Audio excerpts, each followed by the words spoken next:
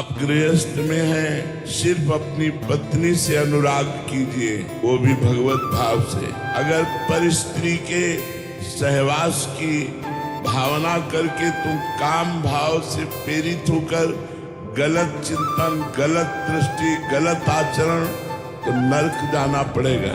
ये नरक का मार्ग, नरक महान दुखदायी है। इसलिए विरक्ति, अधर्म के भोगों से वैराग्य करो। कोई भी नशा मत करो, शराब आदि मत पियो, पर स्त्री गमन की इच्छा का पूर्ण त्याग कर दो, नहीं तो दुर्गति हो जाएगी। अभी भले तुम्हें नहीं लग रहा, लेकिन कर्म का बीज है। जैसे हम खेती में 1 मन बीज फेंकते हैं तो 40 मन काटते हैं, 40 मन हमें प्राप्त होता है। ऐसे ही हम गंदा आचरण करते हैं, वो छोटा आचरण बड़ा दंड देने वाला होता है। इसलिए अधर्म के आचरणों से वैराग्य, मांस मत खाओ, पर स्त्री गमन की भावना का त्याग करो, पर धन की भावना का त्याग करो, पर द्रोह का त्याग करो।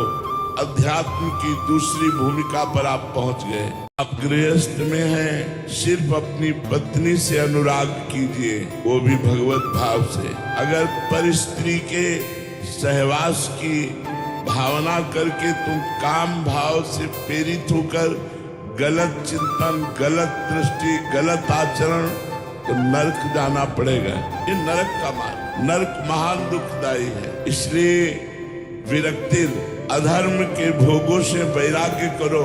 कोई भी नशा मत करो, शराब आदि मत पियो, पर स्त्री गमन की इच्छा का पूर्ण त्याग कर दो, नहीं तो दुर्गति हो जाएगी। अभी भले तुम्हें नहीं लग रहा, लेकिन कर्म का बीज है। जैसे हम खेती में 1 मन बीज फेंकते हैं तो 40 मन काटते हैं, 40 मन हमें प्राप्त होता है। ऐसे ही हम गंदा आचरण करते हैं, वो छोटा आचरण बड़ा दंड देने वाला होता है। इसलिए अधर्म के आचरणों से वैराग्य, मांस मत खाओ, पर स्त्री गमन की भावना का त्याग करो, पर धन की भावना का त्याग करो, पर द्रोह का त्याग करो।